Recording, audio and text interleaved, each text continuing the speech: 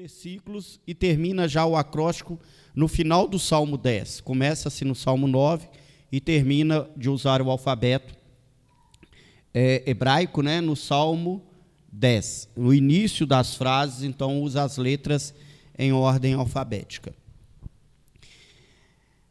Interessante a gente relembrar um pouquinho o Salmo 1 e o 2. No Salmo 1, nós vimos o valor da lei de Deus e a principal diferença entre o ímpio e o justo é este amor em relação à lei do Senhor, ou meditar na sua palavra.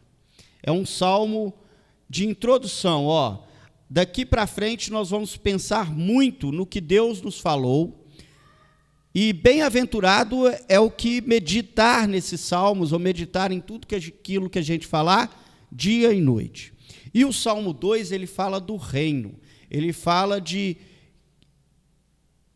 um governo que não é o governo terreno, mas ele proclama que somos servos, súditos de um único rei. Talmai falou hoje que o cristianismo, ou o governo da igreja, é uma monarquia, onde que Deus é o rei. Então, nós pertencemos a um reino que não é deste mundo. Davi, quando começa o Salmo 9, ele começa cantando louvores. Isso deve ser uma atitude para a nossa vida, só que muitas pessoas cantam louvores por se sentirem bem naquele momento, por estarem sendo, neste exato momento, abençoadas. Então, o louvor na vida nossa não pode ser algo que se manifesta somente em momentos de ações de graças, ou em momentos de bem-aventurança, ou em momentos de fartura. E ele justifica o porquê que ele está cantando louvores. Ele canta louvores porque Davi sempre se lembrava do que Deus tinha feito por ele. Então, nesse exato momento, vocês vão ver lá no versículo 13, Davi está passando por dificuldade, porque no meio do salmo, que parece começar com louvor e lembrando-se de coisas antigas, o Senhor destruiu o inimigo, o Senhor me deu vitória, o Senhor fez maravilhas na minha vida, no Salmo 13 ele começa uma oração totalmente diferente e muda o tom dos salmos. Eu não gosto muito dos títulos, às vezes os títulos, os colocados pela editora, eles não transmitem toda a ideia, porque eles colocam assim, é um salmo de ações de graça. Ele é de ações de graça até o versículo 12. A partir do versículo 13, é um salmo de uma pessoa extremamente aflita. Compadece de mim, Senhor, vê a que sofrimento me reduziram os que me odeiam, tu que me levantas das portas da morte. É um momento atual. Davi está novamente angustiado e lutando contra os inimigos. Mas até o versículo 12 ele apresenta ações de graça, porque ele reconhece que este momento que ele está vivendo, embora seja de luta e provações, ele tem muito mais motivos para agradecer, porque muito mais vitórias ele alcançou, e Deus permitisse que ele chegasse até aqui. E como ele chegou até aqui? Depois do versículo 1 e 2, no Salmo 3, ele explica o porquê que ele vai cantar louvores. Porque primeiro os inimigos retrocederam e tropeçaram. Porque o Senhor que sustenta o direito dele e a causa dele. E ele começa a apresentar Deus como, além de monarca, além de rei desse reino, lá do Salmo 2, como um juiz. E aí nós temos uma coisa interessante. Este salmo começa a falar de figuras de julgamento. Figuras que Davi expressa aqui como algo que já aconteceu ou que está acontecendo, mas que a conjugação do verbo pode também ser entendido como coisas futuras. Então, Davi começa a apresentar Deus como um juiz que está no alto do seu trono estabelecido, que julga a causa dele, mas que já tem programado um final para as pessoas ímpias. E ele fala: todos os meus inimigos estão consumados, as ruínas dos meus inimigos serão perpétuas, até a memória deles será esquecida. São figuras do Apocalipse, do dia do juízo final, da glorificação final, onde o pecado será totalmente esquecido, não haverá memória, os inimigos serão totalmente destruídos. E no versículo 8 ele declara isso claramente, que ele vai julgar, ou ele julga o mundo com justiça. E, a todo momento, ele administra os povos com retidão. Baseado nesse sentimento de que Deus, além de rei, além de que alguém que está no seu trono, além de um trono que dura para sempre, Deus, além de ser tudo isso, ele será um justo juiz. Não há injustiça no que acontece conosco no dia a dia. O grande questão é que nós não conseguimos entender os planos de Deus, que são muito superiores a nós. Nada de errado acontece com você. Tudo o que acontece com você, acontece porque Deus permite, ou Deus tem um planejamento para você. Principalmente, e com certeza, unicamente, porque você é filho de Deus. O ímpio não, o ímpio está largado à sua própria sorte. Não existe castigo maior do que Deus não agir na vida de uma pessoa. E Davi fala assim: mas o Senhor age na minha, o Senhor é meu alto refúgio. Ele é alto refúgio para o oprimido. Ele é meu refúgio nas horas da tribulação. Em ti confiam os que conhecem o teu nome. E por isso nós cantamos louvores. E no Salmo 12 ele apresenta a característica da única coisa capaz de remir os nossos pecados: o Deus que requer sangue. Só existe uma maneira, irmãos, de pagarmos os nossos pecados, pois só existe uma maneira de apagar a iniquidade: através do sangue. E este sangue já foi derramado por nós na cruz. Então, o Deus que requer o sangue, ele já deu este sangue por nós, e ele não se esquece dos aflitos. E Davi, colocando essa oração, ele começa a clamar no versículo 13, por um momento difícil que ele está passando. Agora, o grande objetivo, quando Davi pede o socorro de Deus para solucionar um problema, não é se sentir satisfeito contigo mesmo. Ele fala assim: eu quero que o Senhor me livre desse problema, para que eu possa ir para as portas da cidade, para que eu possa ir para a porta do templo que está em Sião, e cantar louvores ao Senhor. O meu objetivo ao pedir que eu seja abençoado, não é para que a glória recaia sobre mim, mas que eu possa cantar a glória àqueles que não te conhecem. Fazes-se conhecido, Senhor, pelo juízo que executa. Eu quero que o Senhor seja conhecido por todas as nações, através das suas ações na minha vida. Olha que propósito maravilhoso o cristão ter isso na sua vida. Você pensar assim: todas as bênçãos que eu recebo e que eu desejo receber do Senhor são para que as pessoas olhem para mim e enxerguem o Deus a qual eu sirvo. O Deus a qual eu sirvo.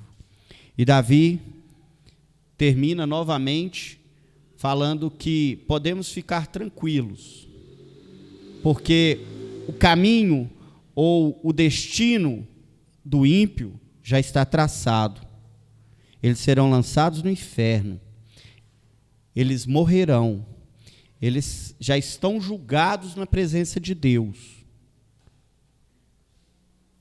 E quando vem alguma catástrofe, nada mais é do que Deus nos lembrando de que não passamos de mortais. De vez em quando, não conseguimos perceber que o propósito de catástrofes, de doenças, além de ser fruto do pecado, é nos trazer a lembrança de quão mortais e frágeis nós somos. Davi, terminando aqui, parece que o coração dele lembra-se que é mortal, lembra-se de toda a sua incapacidade, e assim como nós, às vezes, em altos momentos de fé, quando estamos plenamente convictos de que Deus está conosco, ainda temos em nosso coração uma raiz de pecado que nos faz virar os olhos, nos faz olhar para outro lado e começarmos a questionar. E Davi então pergunta lá no Salmo 10, nós vamos ler o Salmo 10, irmãos, vão acompanhando aí. Por que, Senhor, te conservas longe e te esconde nas horas de tribulação? E Davi questiona isso porque ele começa a reparar no mundo em volta dele. E ele vai apresentando que ele olha para o ímpio, para aquele que não segue ao Senhor, para aquele que não tem compromisso com Deus, e vê essa pessoa, de certa forma, prosperar. Nada acontece. E ele vai relatando que essa pessoa, enquanto aqui na terra, ela está tão tranquila, ela está tão dona de si, que ela tem algumas atitudes horripilantes. O primeiro, ele se gloria da cobiça da sua alma. E, ajuntando riquezas, ele maldiz ao Senhor e blasfema contra ele. Os perversos são soberbos. Os perversos, eles agem, e nas suas mentes, o sentimento é assim: não a Deus. Todas as cogitações são de que não a Deus. A maior bênção que você pode ter, meu irmão, é o sentimento de pecado. É você saber que é pecador. Porque quando você reconhece que você é pecador, você automaticamente está reconhecendo que existe um padrão de leis estabelecidos por alguém superior a você. E você está falando, existe um Deus. Mas aquele que não reconhece o seu pecado, ele não reconhece que existe um padrão superior a ele. Então ele age como se não tivesse regras. E Davi fica angustiado, porque a todo momento essas pessoas parecem ser prósperas. São prósperos os seus caminhos em todo o tempo. Muito acima dele, longe deles estão os juízos de Deus. Eles riem dos adversários. Nos versículos 6, ele fala no seu íntimo: eu jamais serei abalado, de geração em geração nenhum mal me sobrevirá. E lá no 11 ele fala de novo no seu íntimo: Deus se esqueceu, virou o rosto, Deus não verá isso. A certeza da impunidade que tem o ímpio não é por causa da sua forte personalidade, mas é por causa da ausência do Espírito Santo no seu coração, que não faz enxergar o reino que a gente vive. Ele não consegue perceber que as suas ações um dia serão julgadas. Ele não consegue entender que o governo maior deste mundo não é o governo que ele consegue subornar, não é a lei que ele consegue ultrapassar, não é a justiça terrena. O ímpio, ele se sente seguro e realmente ele chega até a questionar: Deus não vê nada, porque se Deus visse, eu já estaria condenado. Só que ele não tem o conceito de eternidade, ele acha que esse tempinho que a gente passa aqui, eu tenho que tirar tudo dele, porque depois vai acabar. Essas bênçãos que Deus nos dá de ter a noção do pecado, de ter a noção de eternidade, de ter a noção da nossa incapacidade, de sabermos que somos mortais e só com o beneplácito, com a graça, com a bondade de Deus, podemos ganhar ou ganhamos a vida eterna. O ímpio não tem isso no seu coração. E no versículo 12, Davi faz um clamor intenso, porque ele já não aguenta mais a angústia de ficar olhando para a prosperidade do ímpio. Levanta-te, Senhor, ó Deus, ergue a tua mão. Não te esqueça dos pobres.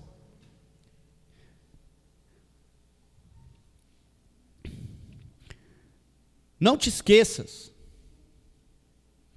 Deus não se esquece. Deus não se esquece do pobre. Esse sentimento de angústia que às vezes nos coloca diante de Deus, perguntando por que isso está acontecendo comigo, é a raiz do pecado que ainda está no seu coração. É a memória curta que nós temos sobre todas as bênçãos que Deus nos deu até hoje. É a falta de refletir sobre a eternidade. É o sentimento humano que às vezes é maior de valorizarmos mais as coisas terrenas do que os tesouros do céu.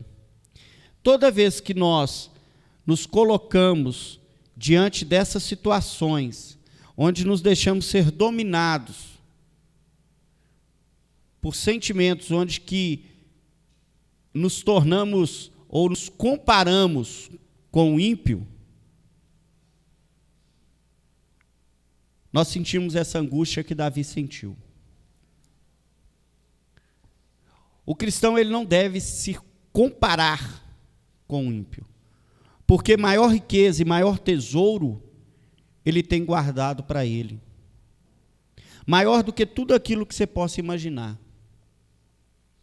E não só e exclusivamente numa vida futura, mas tudo que já Deus fez por você, e tudo que Deus faz por você, todos os dias, são lembranças que devem ser revividas a cada manhã de angústia ou a cada noite de tristeza. Isso nos fortalece. E Davi, de repente, ele acorda e sabe que está escrevendo um salmo, porque Davi, quando ele escrevia, ele tinha o objetivo de instruir ao povo. Ele sabia que isso seria lido no templo. Isso foi a Bíblia que Jesus usou. E Davi termina o salmo falando assim: o Senhor é Rei eterno, da sua terra somem-se as nações. Um dia seremos um único reino, não vai haver divisão política. Tens ouvido, Senhor, o desejo dos humildes, e tem-lhes fortalecido o coração, e tem-lhes acudido, para fazer justiça ao órfão e ao oprimido, a fim de que o homem que é da terra já não infunde terror. A fim de que aquele homem que não é dos céus, aquele que não é salvo, aquele que não te conhece, não provoque terror ao oprimido. Meus irmãos, meditamos durante o tempo que eu tive a oportunidade, durante os 10 primeiros salmos, aprendemos algumas coisas, pelo menos foi o nosso objetivo, e espero que o Espírito Santo tenha agido no coração de vocês. Aprendemos que existe uma diferença muito grande entre o justo e o ímpio. Aprendemos que o nosso governo não está na terra, pertencemos a um reino muito maior. Aprendemos com Davi a orar de manhã e ao entardecer. Aprendemos com Davi que Deus nos acompanha durante todo o dia. Aprendemos com Davi, mesmo em meio a lutas, algumas vezes até derrotas, a louvar ao Senhor. A nossa atitude para com a vida não deve ser uma atitude de pessimismo, uma atitude de tristeza ou de pessoas derrotadas. Nós somos mais do que vitoriosos em Cristo Jesus. Somos mortais aqui na terra. O tempo é curto, é passageiro. É muito pouco tempo para louvar ao Senhor por todas as bênçãos que Ele tem feito por nós. É muito pouco tempo para a gente perder com murmúrias e lamentações. O que Deus quer de nós é que nos lembremos dos seus gloriosos feitos e cantemos esses louvores e mostremos essas bênçãos ao mundo para que Ele seja reconhecido, para que o ímpio olhe para nós e fale assim: existe um Deus que eu não conheço, eu vou continuar a minha vida, porque esse Deus não mexe comigo, mas na realidade tem algo que eu estou perdendo. O ímpio vai cair no seu próprio laço, ele não vai conseguir fugir, as suas próprias atitudes o condenarão. Mas nós precisamos ser a amostra viva do que o Deus vivo e real, do que o único Deus verdadeiro pode fazer por um homem. Exaltar os humildes, cuidar daquelas pessoas que não tem ninguém por elas, proteger todos os humilhados. Deus pode fazer por você, talvez muito mais, ou com certeza muito mais, do que você tem tido até agora. Porque você não está com o coração totalmente entregue ao Senhor. Você ainda não está louvando ao Senhor de todo o seu coração, de toda a sua alma. Você acha ainda que tem controle sobre algum espaço na sua vida. O reconhecer o reino de Deus, o reconhecer o governo total do Senhor, é necessário para que possamos usufruir plenamente da justificação que Deus nos deu. É necessário para que possamos, aqui na terra, buscarmos cada dia a nossa santificação. E é isto que nos habilita a sermos glorificados com Cristo no dia que não haverá mais nações. Seremos um único povo, sobre um único reino, e todas as lembranças das tristezas da terra serão apagadas. Que o Senhor abençoe os irmãos. Amém.